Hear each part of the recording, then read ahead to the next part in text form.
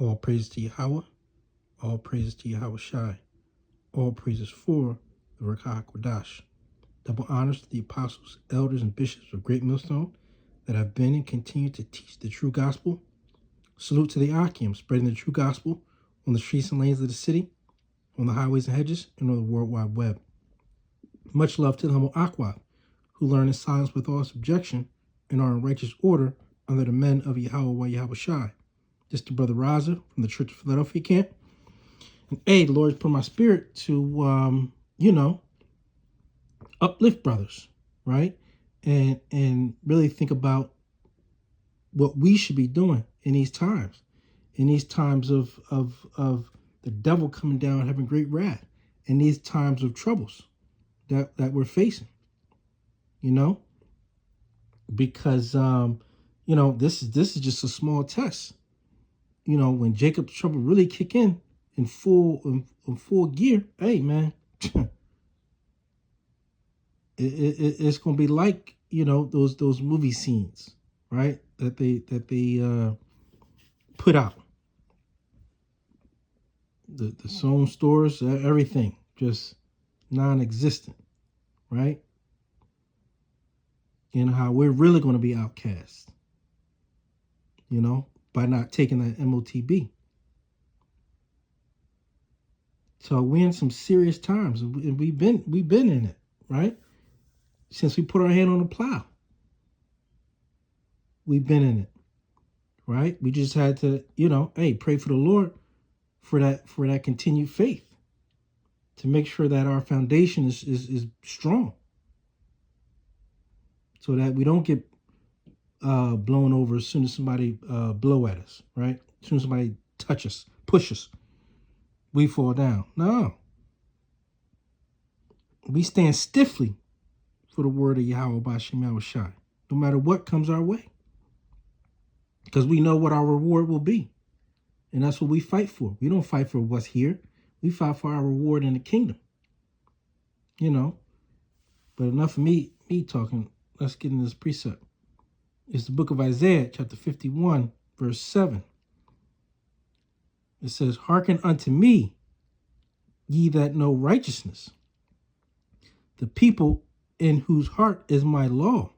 And who are the people? The Israelites. Because what does it say? If our gospel be hid, it is hid to them, right? But we know that the Lord always keeps a remnant, and keeps a remnant of his people, who are the Israelites, whom he loves. So the people whose heart is my law, well, who was given the law? The Israelites. So these things are simple for those in the know. But if you are simple, then you are going to follow after every wind of doctrine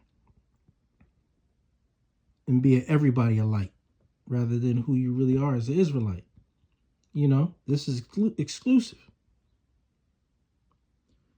It says, "Hearken unto me, ye that know righteousness, the people in whose heart is my law." And who knows righteousness? We did, during some times, and then we would go off, heavily go off into what other people's way of life was.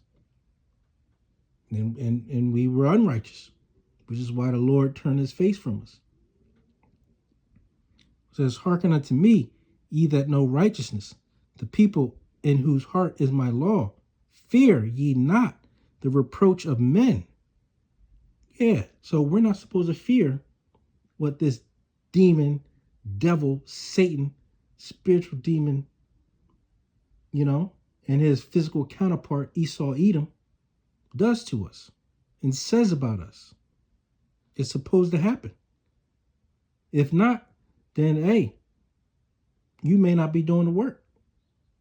If the Lord isn't testing you, hey, you may not be doing the work. Who knows? But hey, it's not for me to question Yahawah B'Shem Yahushai. But I know in days of old, what happened to the prophets, how many men of the Lord were tested. So, hey, that's why it says, count it all joy. It says, fear ye not the reproach of men, neither be ye afraid of their revilings. Yeah, because guess what? They're going to talk all manner of wickedness about us.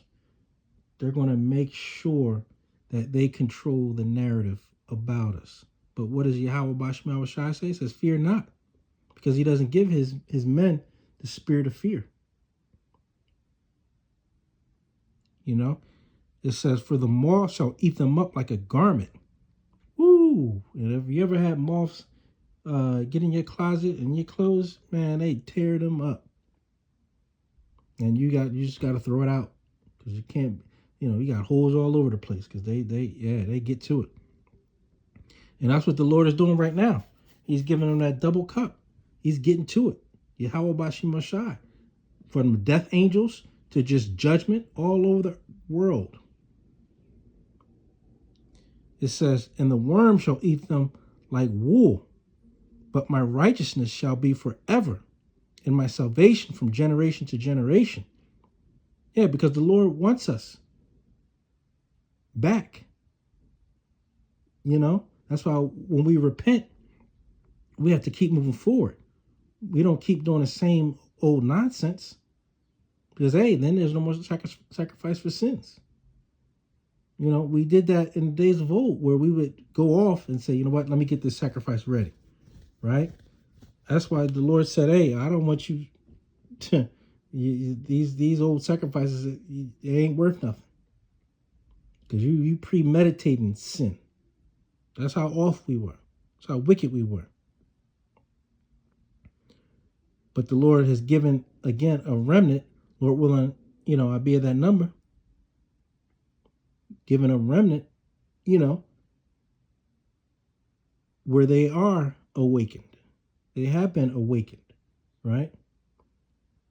So let's see what it says. Awake, awake, put on strength, O arm of YAHAWAH, awake as in the ancient days, in the generations of old. Hey, and what does it say? What was written aforetime was written for our learning. And we read this book to go back and see what happened to the prophets, to see what our way of life is, right? So he's given us the YAHAWAH as a comfort, this spirit, so that we can preach the gospel and awaken the elect of the elect, because that's the only people that's going to hear it. So this is whether you hear or forbear. But we know that the elect of the elect that's we're not going to wake up the entire nation, because it says 2/3 of our people, right? They're not going to get it. It says, awake, awake, put on strength, O arm of YAHAWAH, awake as in the ancient days, in the generations of old. Art thou not it that hath cut Rahab and wounded the dragon? Art thou not in which hath dried the sea, the waters of the great deep, that have made the depths of the sea a way for ransom to pass over? Therefore, the redeemed of YAHAWAH shall return, singing unto Zion, and everlasting joy shall be upon their head. They shall obtain gladness and joy, and sorrow and mourning shall flee away. Whew. It's a powerful precept. And that's what's happening. Even though there's some sorrow, there's some pain right now, but we know we're going to attain that gladness in the kingdom. And we're going to have joy in the kingdom. And all this sorrow and mourning, this nightmare that we're in right now, that's what's going to seem like, just a bad dream. It says, I, even I, am he that comforteth you. Who art thou that thou shouldest be afraid of a man? what that shall die. Hey, that's this flesh. You know, that's the carnality of these people because they think they can make you lose everything and you'll be downtrodden. And then what? We want him to suffer. We want him to lose everything for his beliefs. That's the wickedness. That's the hatred that they have for true men of the Lord.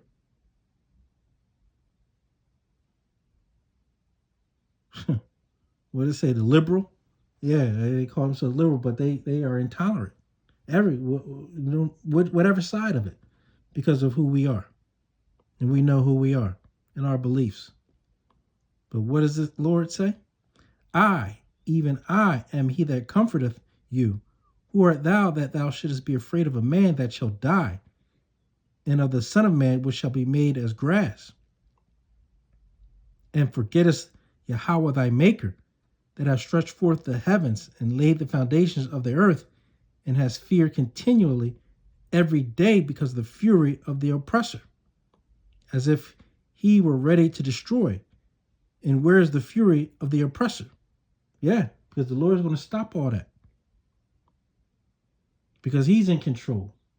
Even though the oppressor, Esau Edom, thinks he's in control. But he's not. He thinks he's got, he's got one up every time, right? Because he's in rulership and wants to stay in rulership. But the Lord gave him that. And the Lord's going to take it away. And we can't wait. And we see it's happening right now. Right before our eyes. Everything that's going on in this world. So, we just have to remain steadfast, remain diligent, and put our trust in YAHAWAH Bashim Al-Shai, no matter what we're going through. So Lord willing, this was uplifting to the elect. And until next time, Shalom.